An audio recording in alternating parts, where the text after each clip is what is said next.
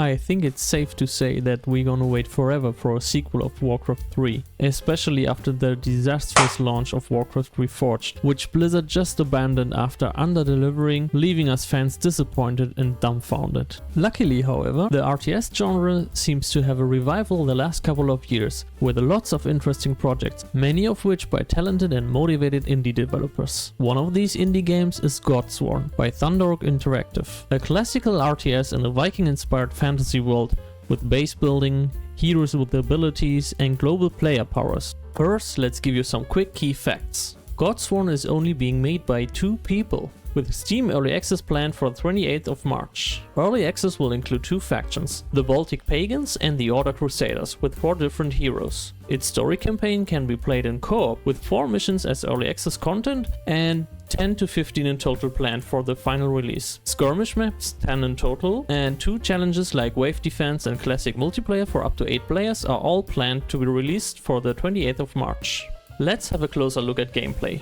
As you dive into the game, you'll start off with your shrine and a handful of worshippers who generate faith for you. We'll get into more detail about resources in a bit. Similar to games like Stronghold, your workers, or in this case worshippers, are trained continuously until you hit your population cap, which can be increased by constructing houses. When placing a building, a worshipper is assigned instantly and gets to work to finish the order, and is automatically assigned to that building and gets converted to a worker specifically to that type of building after construction is finished, taking inspiration from games like Against the Storm or Spellforce. If you're familiar with Warcraft 3, you'll find yourself right at home with the neutral camps scattered across the map.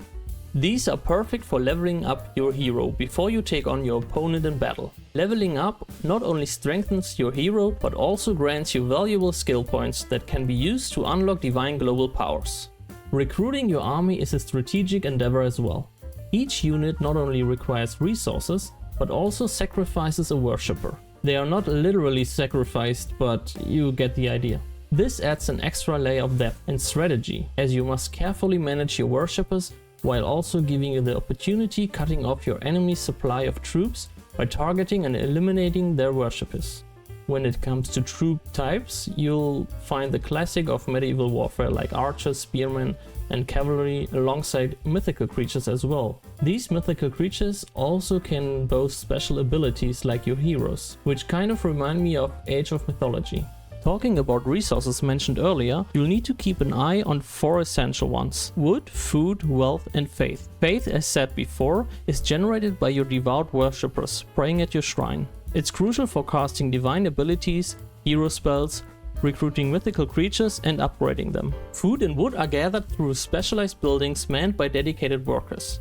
These structures can only be constructed in areas with access to a food or wood source respectively.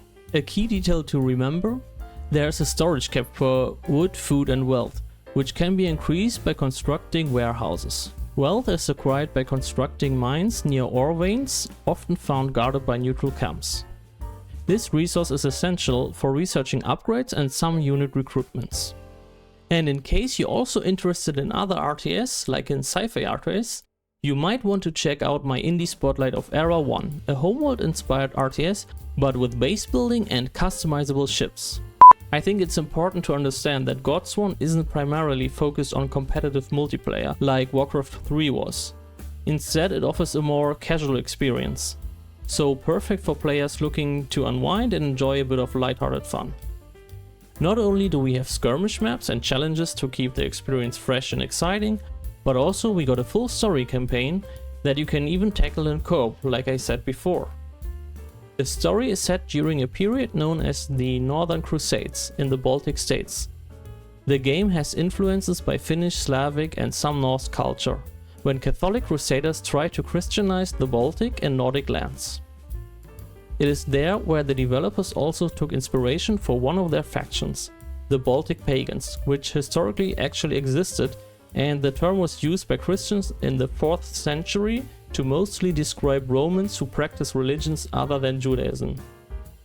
While Godsworn is rooted in this historical backdrop, being a fantasy setting, the story only takes rough inspiration, of course, and should be taken as historically accurate. In terms of visuals, Godsworn boasts a charming comic style that's both colorful and timeless. It's heavily in part of this visual style what reminds me of the good old Warcraft 3 days. Given its indie nature, the graphics aren't on AAA level, but still very impressive for a team of only 2 developers. Shadows and lighting lack in detail, but spell effects and unit textures are made with high quality in my opinion.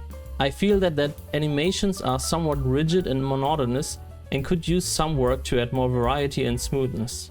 However, some might find that the UI icons also feel a bit out of place. But of course, this is still all early access and all of that could be improved over time if the game turns out to be a success. So I hope you liked this short look at Godsworn, and it would help me tremendously if you would leave me a like and a comment.